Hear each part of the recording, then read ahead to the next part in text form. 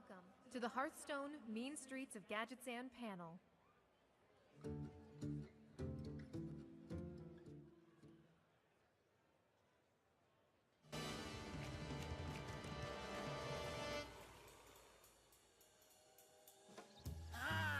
Gadgetzan, the city of opportunity. Gadgetzan, where the gangs rule the streets. Gadgetzan, full of swindlers and cheats. Sip and sing, the ring-a-ding-ding on the mean streets of Gadgetzan. Gadgetzan, where crime doesn't pay. Gadgetzan, but we do it anyway. Take on your rivals for your gang survival and the turf that belongs to your clan.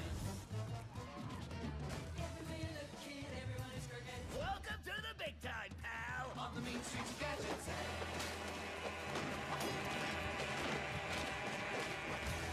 Now who's got the upper hand?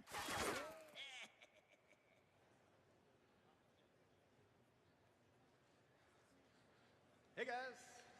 What's up? How's it going? Awesome. All right, this is super fun. We finally get to tell you about our new expansion for Hearthstone, the Mean Streets of Gadgetzan. Our team, the Hearthstone team, has been working hard on it all year, and this is going to be a ton of fun. All right, I'm Matt Place, senior designer on Hearthstone.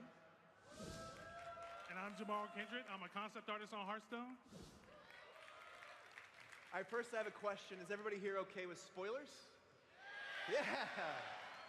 Thank goodness, because we have a lot of new content to share with you today, and we're going to tell you a behind-the-scenes story of how we created Gadgetzan. First, a question. I don't have my clicker. I need a clicker. We need a clicker. Stat. All righty. All right, howdy. Just like in my dream, this is perfect. All right. So some of you guys might be wondering, why Gadgetzan? Thank you. It's a sleepy little town out in the middle of Tanaris Desert. Not a lot going on here other than some shady dealings. Got Alliance and Horde you could transfer items between using the neutral auction house. And one day, Deathwing got mad and caused a global cataclysm. As you can see, this did not... Oh, the clicker's not working. There we go, awesome. So Gadgetzan was unfazed, other than becoming beachfront property. It was great for Gadgetzan. It created a ton of new opportunity now that it's a port town. And this opportunity caused huge growth. And all of this growth was overseen by a character who might be familiar to some of you. He's now the mayor. Mayor Nuggetfucker. Cool. All right. So let's dive in and take a closer look at the creation of the Mean Streets of Gadgetzan. So I'm going to share with you how we approach Gadgetzan from a visual perspective. We wanted it to feel dark, scary, and like bad news could be waiting around any corner. We wanted the back alleys to feel like they had back alleys, but in a fun Hearthstone kind of way. Let me show you where we begin. So initially, we started off with buildings that kind of felt like they fit in the current Gadgetzan. We just put our flavor on it. We started out with a barbershop, because you know, barbershop is a neighborhood staple, right? I mean, who doesn't, well, we don't all need barbershops, but a lot of us do. It just seemed like a no-brainer. And just below that, we had to go to the tattoo shop. In a city like Gadgetzan, where you have all these crews and crime families and gangs, they got to represent. What better way to represent than to get tatted up? So from there, we realized, you know, we need to see it to feel big and bustling and like it's growing. So we started stacking these buildings on top of each other to get the height we needed, you know, get the feel we wanted, and you know, that felt like the right direction. So after that, we realized we had to design the 3 districts for our major crime families. On the left, we started with the grimy goons. They're tough, they're like your street-level mobsters. So that's what we're going for. We went with strong shapes, strong materials, bullet holes in the wall. We wanted to feel really strong and tough. After that, we moved on to the Jade Lotus. We got a lot of inspiration from Pandaria. The lanterns, the curved roofs, ornate doorways. And I feel like we accomplished that. On the far right, we have the Cabal. They're mages and mystics. We wanted them to feel a little dangerous. So we went with more triangular shapes, because of course that feels dangerous. You can see that in the silhouette of that building. You can see it in the windows, even in the drapery hanging down. So now that we have the city kind of figured out, we know the direction we're going in, we had to kind of establish a mood. And I want to stand up here and tell you guys, like, establishing this mood was super hard. But let's face it, we don't have a day-night cycle in Hearthstone. So we just did ourselves a solid, and we just made it always night. There's our mood. Let me show you how this played out in game. So on the far left, the grimy goons. You can see some of those strong shapes, those heavy materials. It feels industrial and it feels tough. In the center, the Jade Lotus. You see the archways, the lanterns. We really feel like we accomplished that there.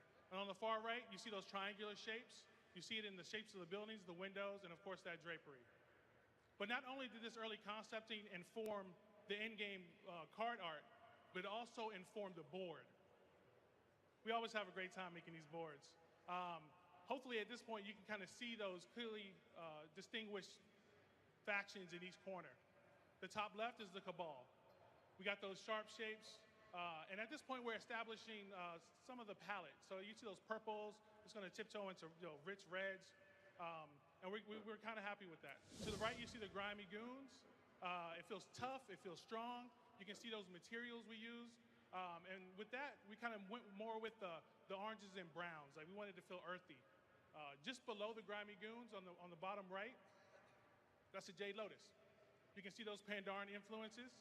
You see the green lantern, the ornate doorway, the clay tile roofs, and it's interesting. Right next to the rogue's weapon is a little bush. I suggest you clicking on that little bush. Some fruit might pop out that you can slice and dice. You know we love hiding clickables all throughout the board, so have a good time finding them. And on the far left, it had to be the docks. The docks played such a pivotal role in the growth of Gadgetzan that we couldn't leave them out.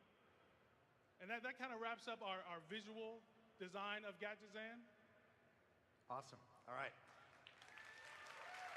Sweet. All right, so let's do our first card reveal. This is a denizen of Gadgetzan you might meet walking down the streets, walking down these mean streets.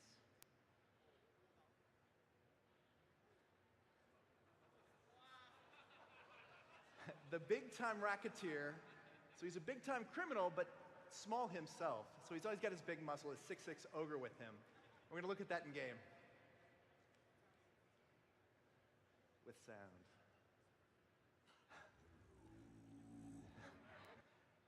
So he says, say hello to my little friend. The ogre pops out and says, hello. And it's hilarious, as you guys will find. All right, and if you want to hire some muscle of your own, our next card is for you.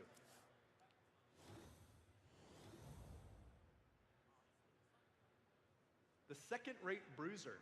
So he's base 5 for a 4/5 taunt.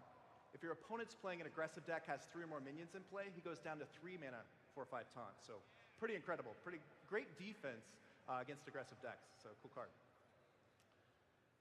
All right, and as Jamaro mentioned, the docks played a huge role in the genesis of this new Gadgetzan. So of course that means pirates.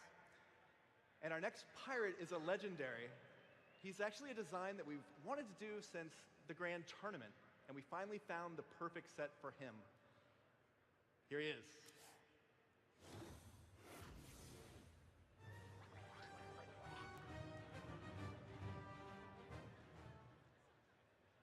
Patches the pirate. He's a 1-cost 1/1 charge that jumps out of your deck when you play another pirate. So pretty cool, new, interesting design. And he's the envy of pirates everywhere, since he has more eye patches than most pirates even have eyes. And let me show you exactly why he's perfect for the mean streets of Gadgetzan.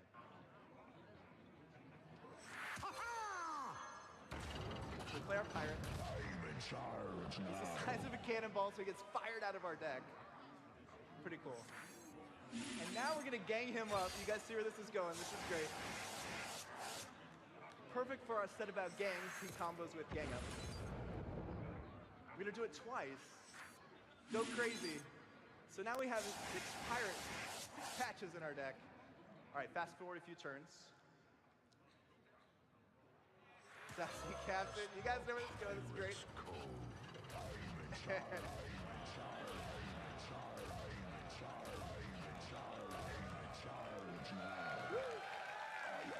Super cool card. Awesome. Yeah, really cool design, perfect for the mean streets of Gadgetzan. And as we mentioned earlier, in addition to pirates and individual criminals, there's three major crime families that call the shots here in Gadgetzan. And the first one we're going to show you is the Grimy Goons. They represent the disorganized crime here in Gadgetzan. They make their cash with petty crimes and bank robberies, and their major operation, which is weapons smuggling. And they all take their orders from their leader, the two-headed ogre, Don Honcho. Don Honcho. This guy was so much fun to create. He's half shrewd businessman and the other half knuckle-thumping thug. I mean, this guy, he started from the bottoms. He worked his way to the top. He's ambitious, he had a plan, and he had the muscle to like really change things in Gadgetzan. At this point, he's recruiting madly. He's trying to bolster his ranks in preparation for a hostile takeover of Gadgetzan. Let me show you what went into designing this character. So, of course, with the two minds, we wanted him to visually reflect that. So we just literally like split him down the middle. Like on one side, he's slick, man. His tie is nice. He's got cufflinks. He's got that mobster aesthetic. He has the cool hat, the bowler hat. He has the pinstripe pants. On the other side, he just wants to be comfortable while he knocks people out. And he's like Debo. I mean, I don't even think he washes his clothes. And that must be kind of hard when they're stitched together, but I'm sure they figure it out. Now, even their weapons say a lot about the character. Like, that gun is pretty efficient. Where on the other hand, you have these brass knuckles. He wants to get up close and personal and in your face, okay? So what we try to do with this is we try to establish a lot of the visual language, the palette and stuff up front, so we can inform the rest of his goons and the rest of his henchmen. Let's look at these guys. So on the far left, you have the Hosen. And as you can see right away, he has that cool hat. He has the pinstripes. You can see that across the board. The suspenders. Right next to the Hosen, you have this Forsaken. And honestly, with that straight razor, that dude looks like serious business. I don't want to run into him in a dark alley in Gadgetzan. And the Murloc on the far right, this guy's interesting. On the Hearthstone team, we kind of like have this Murloc test. We kind of throw a Murloc in everything just to see how it feels. And this Murloc, he had a tough time because he had to grow out a mustache. Have you ever seen a Murloc with a mustache? You have now. So let me show you these guys in game. So you can see some of those design choices, the pinstripes, the cool hats. That Murloc's, his mustache is still looking cool. And check out his weapon. He doesn't just have bullets in his gun. He has seashells. I mean, that's what a Murloc would do. To the far right, we have that Goblin. And like Matt said, you know, weapon smuggling and weapon trading, that's a major source of income for the Grimy Goons. So we also had to design quite a few weapons for these guys. And I'm going to show you those. All right. So the big gun on the top left is the Rock Spitter. That was the first gun that we created. It felt so awesome. I mean, you stuff in boulders, you grind them up, and you shoot rocks into your opponent's face. I mean, that's so much fun. And again, here we are with this Murloc test. What kind of gun would a Murloc use? He used a piranha gun, right? And Murlocs, they get hungry. So we made a special attachment that has a fishing pole. After a hard day's work, a Murloc has to eat. But honestly, my favorite gun on this page, and you might have to squint your eyes, it's in the bottom right-hand corner, it's called the Derpinger. This gun is small, but it packs a heck of a punch. And what's funny is the scope is bigger than the gun, and then the scope has a scope. So no shots are being missed. Let me show you a few of these guns in game. So there's a piranha launcher. We love the piranha launcher, obviously. Like, that's just a cool gun. Oh, thanks. And in the center, my favorite gun, the Derpinger, that Torn, she's holding down her weapons with that little gun. She knows it's the best gun. She feels me. And on the far right, that rock spitter got a super upgrade. Like, that guy looks like he has a tank slung across his shoulders. Like, he could probably level a whole block in Gadgetzan. So we're really happy with how that came out. And that kind of like wraps up the design, visual design of the Grimy Goons. Cool.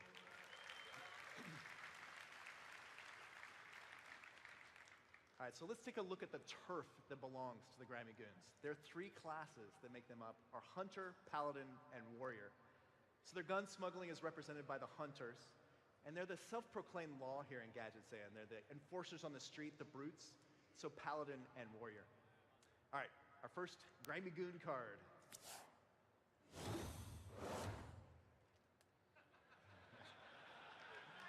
I know a guy. Now you can know a guy. So we love these designs that have this great flavor and perfectly synergize with the mechanic that tells that story. So now you can discover that bodyguard you need, early game, late game, right? Pick the cheap minion, expensive taunt minion, great card. All right, as you might guess, bank robbery is a huge problem here in Gadgetzan. Once you got all that cash, how do you get away? Here's our answer.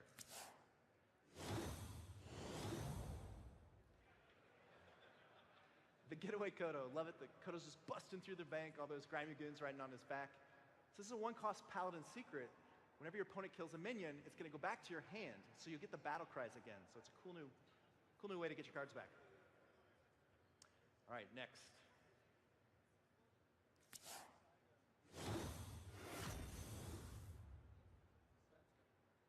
Small-time Recruits lets you pull 3 one-cost minions from your deck directly to your hand. So we love cards like this that have different ways you can explore it, different deck building paths. So you might do it with Murlocs, all the little guys buffing each other. It's great with Xeris, who's going to transform into some bigger minion later. And regardless of which path you go, it's cool that you're thinning your deck. So you're going to have better draws in the late game when you play this card.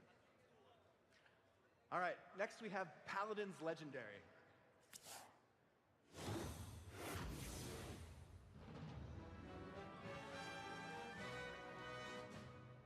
Wicker Flame Burn Bristle. He is awesome. I know he looks crazy, he looks insane, but I'm gonna argue he's not. He has built a cannon into his chest armor, and in the sake of efficiency, he doesn't use his hands to light the fuse to fire the next cannonball. He keeps his beard on fire so he can just duck down and light that next cannon. So as you can see, not insane at all, he's just efficient. Taunt and Divine Shield mean he's gonna get into a couple fights, which works great with his power that restores health to your hero whenever he deals damage. Combine that with some Paladin buffs, get him up to 5 attack, and you might be restoring 10 health to your hero. So pretty awesome card. All right, next, we've got our rare tri-class Grimy Goons card.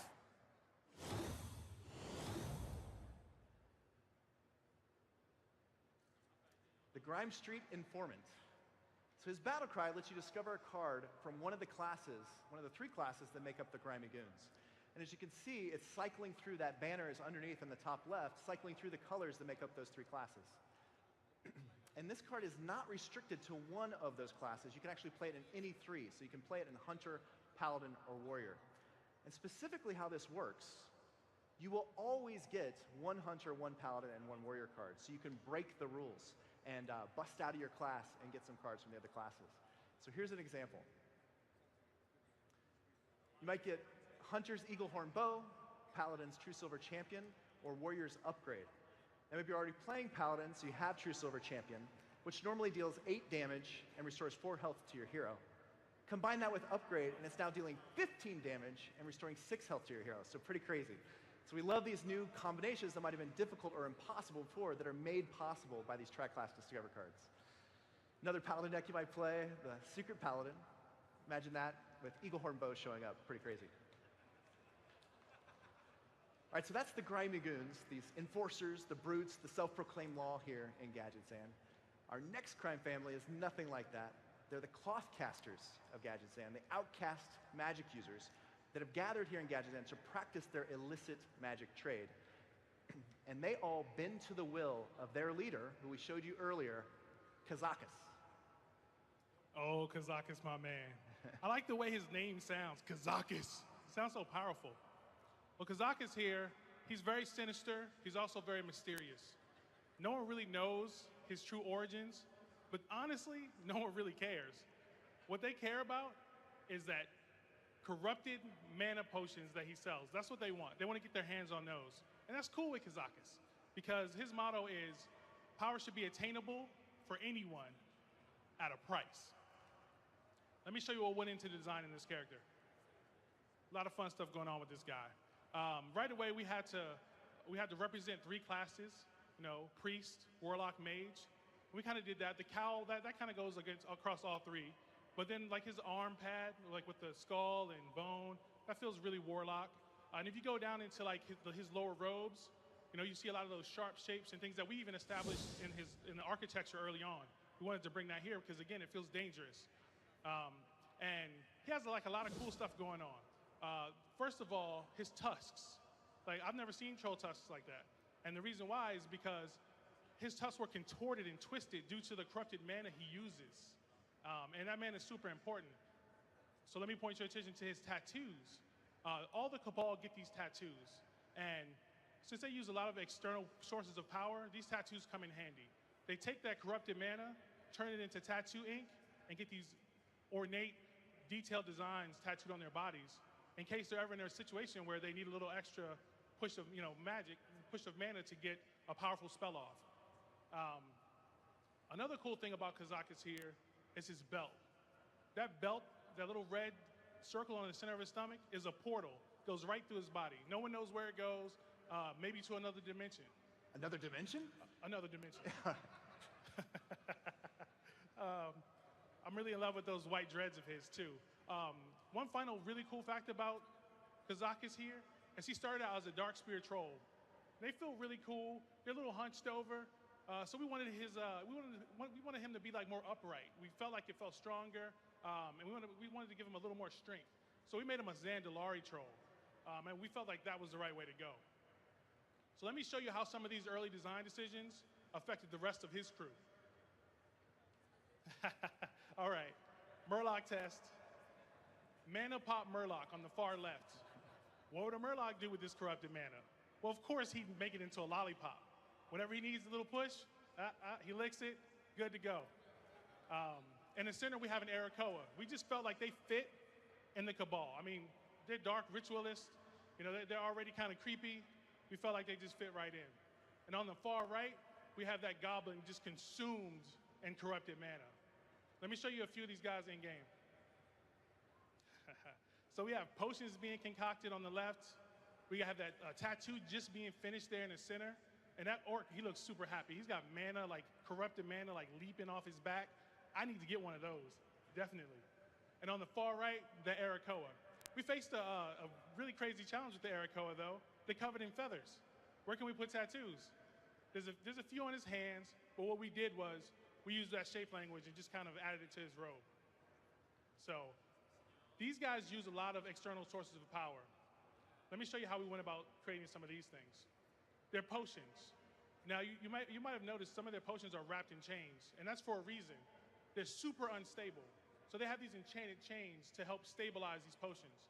Because I believe 1 or 2 of these potions could possibly level all of Gadgetzan. So they got to keep them under wraps. In the center, you see that tome, another portal to some strange place, maybe another dimension. Not again, not again. All right. Let me show you a few of these artifacts in game.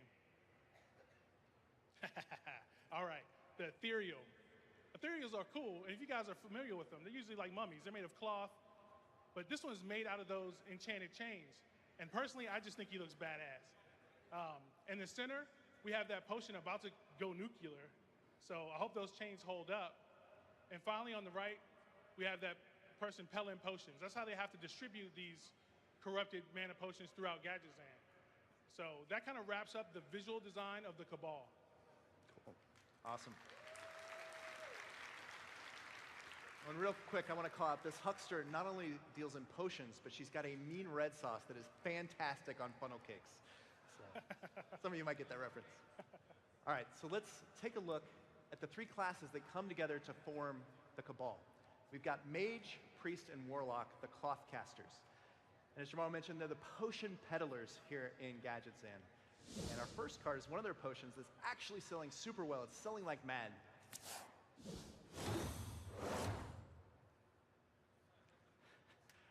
Potion of Madness. This is a priest spell. It's fantastic. It lets you take an enemy minion, a tiny enemy minion, and attack with it right away. So if against an aggressive deck, they've got a 2/1 and a 3/2, grab that 2/1, slam it into a 3/2. Great defense for just 1 mana. All right, our next card is a spy. Kazakus decided that he needs to keep tabs on his rivals. So he hired this 9-foot-tall, glow-in-the-dark spy.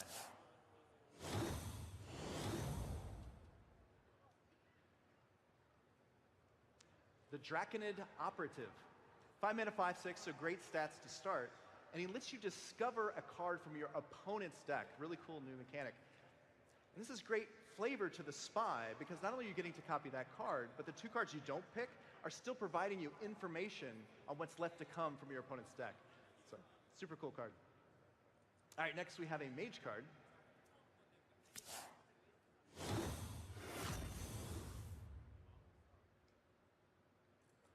The Manic Soulcaster. So she lets you choose a friendly minion and get another chance at drawing it, which is especially great when you're playing a deck with our leader for the Cabal, who says no duplicates in your deck. So even though you've got 1 of each minion, she'll give you another chance. Speaking of Kazakus, let's take a look at him.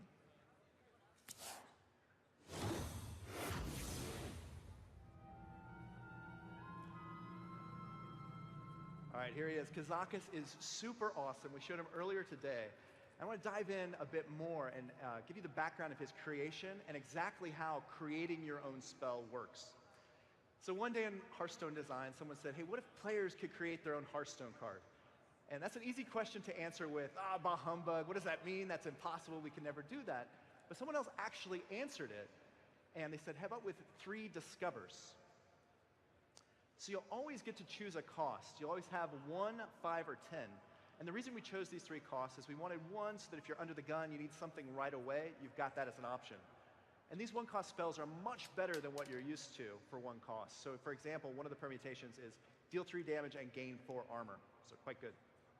5 we chose for that perfect curve, right? Turn 4 Kazakus into turn 5 Greater Potion. And the Superior Potion is for late game and for greedy players like me. Of course, depending on the cost you pick, that will affect how powerful the ingredients you get to mix together are. So with King's Blood, it goes from draw 1, draw 2, to draw 3. All right, now I want to show you 2 videos, one of creating this spell, and then we're going to show you the actual playing of the spell.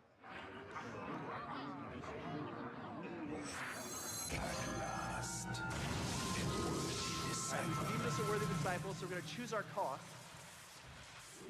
We chose 10. Now we're choosing our first power. Deal 6 damage to all minions, quite potent. For our second power, resurrect 3 minions. Job's done. All right, we'll fast forward a few turns. Oh, look at this, we're way behind. 7 minions to nothing, we got nothing going on. Will our potion get us back into it? Hey, what do you know? We engineered it where it kills all our opponent's guys, and we're left with 3 great minions. But yeah, as you can see, super potent. And one of our goals was to live that original dream where you actually feel like you're creating your own spell. It's so cool. And that meant we needed to create a lot of ingredients, and that's exactly what we did. So each game, it'll be a ton of fun creating your own new spell and skill testing. What you need this game might be different than the last game, different than the next game. So super cool. All right, so that is the Cabal, the outcast magic users here in Gadgetzan. Next, we have our third and final family. They are the assassins. They move by night, unseen. They are stealing jade and jade artifacts from all over Azeroth and bringing them here to Gadgetzan for some nefarious reason. And they are the Jade Lotus. Oh, the Jade Lotus. Check out that huge Pandaren. His name is White Eyes. He's immovable as a mountain, as swift as lightning, and as pitiless as a storm. When his name is whispered throughout the streets of Gadgetzan, all these hardened criminals, they shake in their boots. They're afraid of this guy. There's one small thing that most people don't know. He is in fact not the leader of the Jade Lotus. He's the sworn bodyguard of Aya Blackpaw. That's her down below. Don't let her bright eyes and her smile fool you. She's quite deadly. She comes in a small package, and just you have to look out for this Aya Blackpaw. She's very cunning. Let me show you what went into designing these 2. Okay, right away, we had to have scale. He had to be much larger than her. And to accomplish that, we did a few things. Take a look at his pauldron. It's an ancient Pandaran bell. That thing must weigh a ton. And he's just shouldering that thing like it's nothing. Gotta be strong. Now look at his gauntlets. They're made from empty brewmaster kegs. Can you imagine how big your arms would have to be to fill a brewmaster keg? He's a big dude. So you'll also notice that they're adorned in jade that they're collecting at a frenzied pace for some nefarious reason. And also gold. And that gold is to represent their affluent family. Aya Blackpaw is the last member of the Blackpaw family, and they're very wealthy. On the far right there, you see that early sketch of White Eyes? You can see the jade lotus on his back. I mean, honestly, I stood in the mirror. I went like this, just to make sure it was right. I think I got it. I gotta do some more push-ups. Oh, that's you. But let me, let me show you how some of these design decisions worked out in their clan. So we pulled a lot of characters and cast from Pandaria. The Mantic, they make great rogues. They got 4 arms. You know, they got 2 little ones with that are like daggers. They can just, that's perfect. In the center, you have the Vermin. Those guys, pesky. Oh, those guys, they travel in packs. They got brass knuckles. It's like a fluffy white wave coming at you. Hard to deal with. And of course the Jinyu. I mean, they're elegant, they're slippery. She has those cool bamboo nunchucks. He looks deadly but cool at the same time. Jamar, I want to call out that Ninja Murloc. That is so cool. I wish we had made that a legendary in this set. Oh, we should have. If only we had done that. Listen. Ninja starfish are crazy. So let me show you a few of these guys in game. Look at that Mantic. He's gonna cause some problems. And in the center, you have that Vermin. Now, I just told you that he travel in packs, but he's solo right there. Like, he's super focused. He's like Super Saiyan with carrots. I mean, this guy, I wouldn't mess with that dude. On the far right, you have another huge Pandaren just tiptoeing through the shadows like it's nothing. I'm gonna learn how to do that. I'm gonna do it. And you notice they all have different kind of weapons. Let me show you a little bit about some of the weapon design. Thankfully, the World of Warcraft team did a great job on designing weapons for Pandaria. So they inspired us a great deal. Let me show you a few of these in game. Ooh, that Jade Golem with the double-sided polearm, super fierce. And there we have Aya Blackpaw in the center. She has a spiked chain with an emerald tip. Deadly, deadly. Like I told you, don't let the bright eyes and that smile fool you. She'll take you out. On the far right, that Mantic coming out of the shadows with that sick dagger, he's an assassin for sure. And that kind of wraps up the visual design of the Jade Lotus. Cool. All right, here are the 3 classes that make up the Jade Lotus. We've got Rogue, Shaman, and Druid. So they represent the assassins and the mystical and martial masters. Our first card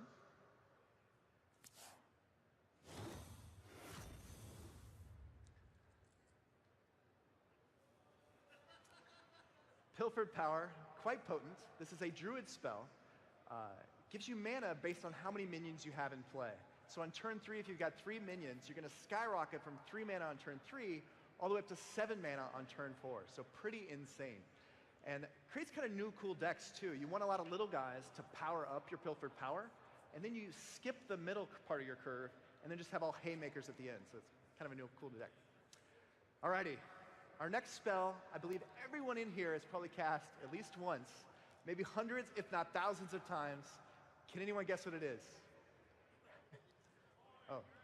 Oh, I did hear it actually. You are correct. We have given Rogue the coin. The counterfeit coin with Aya actually on the picture. So this gives you 1 mana this turn only, and it's kind of crazy to give this to Rogue, but we had to do it because of how well it combos with the Gadget Zan Auctioneer here in Gadget Zan. So pretty cool. All right, next we've got the rare tri-class for the Jade Lotus.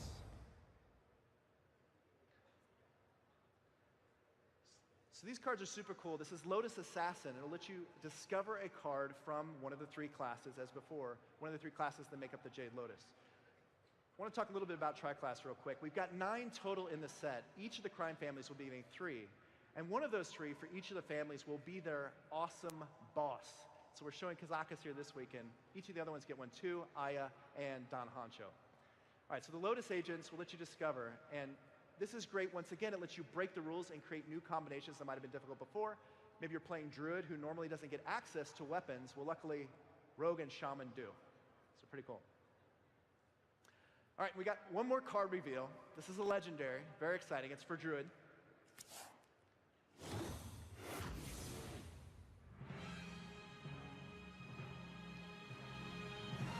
Yeah, pretty awesome. Kuhn the Forgotten King. He is the biggest choose one we've ever had for Druid. 10 armor as one choice, or refresh your mana crystals as the other, which essentially makes him free in the late game. Combo that with reduction of cost for your minions and other things, and he can go pretty crazy, bouncing him back to your hand. Very cool card. All right, awesome. So that does it for the card reveals. We have one more important reveal. The Mean Streets of Gadgetzan pack. In a dangerous city like Gadgetzan, it had to be a safe, right? You got to keep those valuable Hearthstone cards somewhere safe. But honestly, the fun part is not keeping them in there.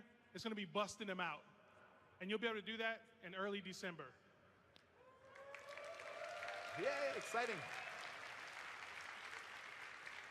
And leading up to Gadgetzan's launch in early December, we're going to be doing a focus each week on each of the families. So be sure to stay tuned for that. We've got a lot of their cards are going to be revealed, and each has a new strategy, a new way to play that we'll be showing you guys in those weeks. All right, and I'm a liar. We have one more card to show. Couldn't end without showing this. Hinted at it earlier. This is the Assassin, the #1 assassin here in the Mean Streets of Gadgetzan. He's the guy you hire when you need the job done right and no witnesses left behind. And the good news, he will work for fish.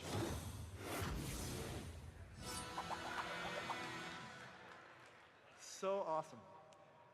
Finja the Flying Star. He's a stealth ninja murloc who is a master in the art of Finjitsu. And when he kills an enemy minion, he will pick 2 murlocs from your deck he deems worthy to train in this ancient art of Finjitsu and put them directly from your deck into play. So awesome in murloc decks. Could make some new ones since he doesn't make you pay for them. You might want the bigger murlocs. So super cool card. Love it. All right, awesome guys. Thank you. This was tons of fun. And honestly, I'm going to speak for the whole Hearthstone team. We've appreciated all of the love, and we love you right back. Have a great BlizzCon. Thank you, guys. Awesome.